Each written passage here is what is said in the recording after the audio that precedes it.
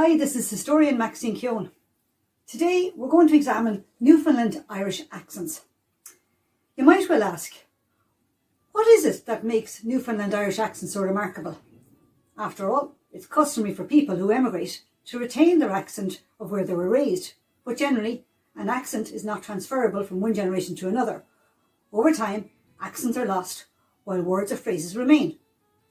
In Newfoundland, what's remarkable is that Irish accents have been retained for over 2 centuries, as the Irish who settled in Newfoundland are a part of Ireland's earliest diaspora. Remember, millions of Irish people left Ireland during and after the famine, and for the most part, they have not retained their Irish vernacular. Newfoundland's Irish emigrated decades before the massive waves of emigration that took place from the 1840s onwards. So, how did Newfoundland communities manage to hold on to such a distinctive feature? It seems the answer lies in the communities themselves. And these communities are known as outports. Outports, or out harbours, as they're sometimes called, are ports other than the principal port of St. John's. They're usually small communities, and generally the outport's main activity was or is the fishery. Outports were settled where families could get shelter, fresh water, and access to the fishing grounds. The physical layout of outports varied with the local topography. But fishing outports had particular characteristics in common. Space along the shoreline was used for wharfs, storage sheds and flakes for the drying of fish. Inland from that, houses and gardens were laid out to make full use of any available land. An outport would have had one or more churches, a school and meeting halls. Smaller outports consist almost exclusively of fishing families, while larger outports might have a few artisans such as blacksmiths or cobblers.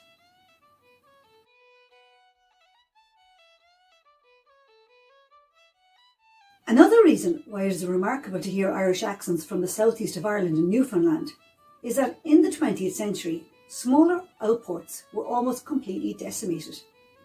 You see, prior to the 20th century, most of Newfoundland's smaller outports lived without local government and local services. However, during the 20th century, the government extended control over and services to these outports. And this process of extending services led to one of the most controversial government policies of Newfoundland's recent history. The government of Joseph Smallwood decided they were unable to provide local services to hundreds of small communities, but by concentrating these families into a smaller number of centres, the government could provide services such as healthcare and education far more cheaply. The centralisation programme and its successor, the Fisheries Household Resettlement Programme, encouraged whole outports to pack their belongings and relocate by offering subsidies to those who chose to move. Government services were withdrawn from anyone who wanted to remain once the majority of the community had voted to leave. Between 1954 and 1972, more than 27,000 people and more than 220 communities were resettled. This proved to be a heart-rending experience for many of those who were resettled and encouraged a romanticised image of life in the former communities by those who found themselves growing up in urban centres and listening to the stories of life before the move.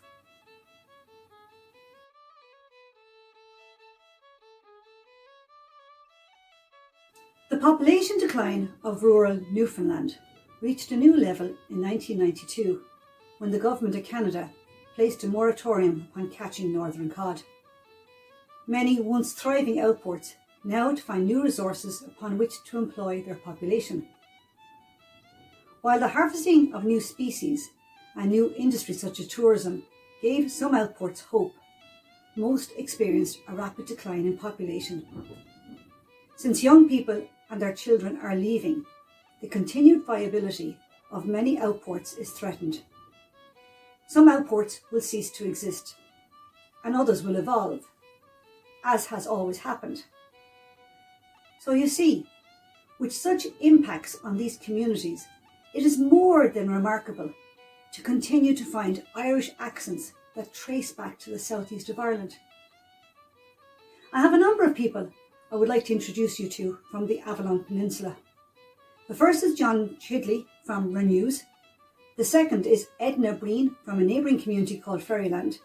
And both of these people are from areas in what is known as the Irish Loop. The last voice you will hear is that of Florence Corrine from Point Lance on the Cape Shore. For those of you who can't understand our accents, in the first video, John and I are talking about how fast we talk. Please take a listen. I have to deliberately slow down so that people here understand me. People come in here, I had to slow down. Yes. And or either that, I get to still tell them to speed up their hearing. Yeah. Now in our second video, John is explaining what is known as the Mount and the carvings that are on the Mount. According to an article in the Telegraph, these carvings appear to be medieval Latin and could date somewhere around 500 AD. And if the date turns out to be correct, the author of the carvings could well be St. Brendan the Navigator on his stepping stone journey to North America. Now this is the Mount. Did you get down to the Mount? To that. And on the back of the Mount is Agdean's Hall.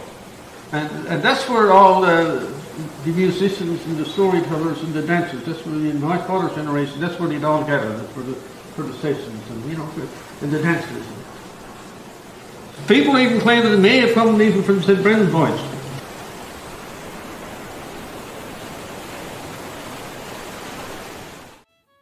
In our third video, Edna tells us of her trip to Ireland and of the massive iceberg that floated behind her home in 2017. The iceberg, and indeed her home, were added to a Canadian stamp in 2019. Hello, how are you? Oh my God. This is Edna, Dan Breen's relative. I live in that house, that Tipperary. cream colour house there. Yeah.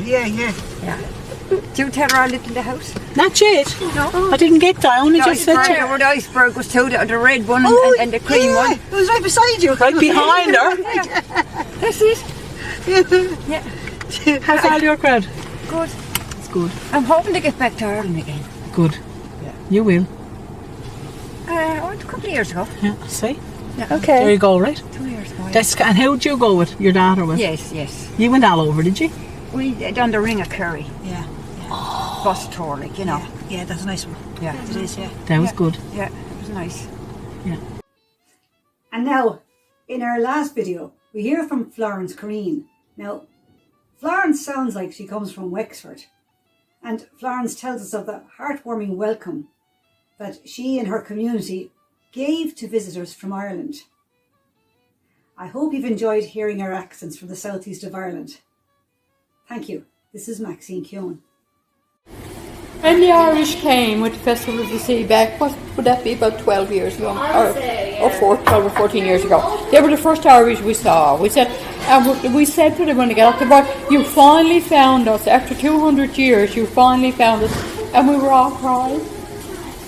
And Bev had the little dancers, my daughter. And while we were waiting for dinner, I said, Damon and Liz, why don't you just go out and have a little walk around? But they never got 2 minutes from the house because so many people wanted to talk to them.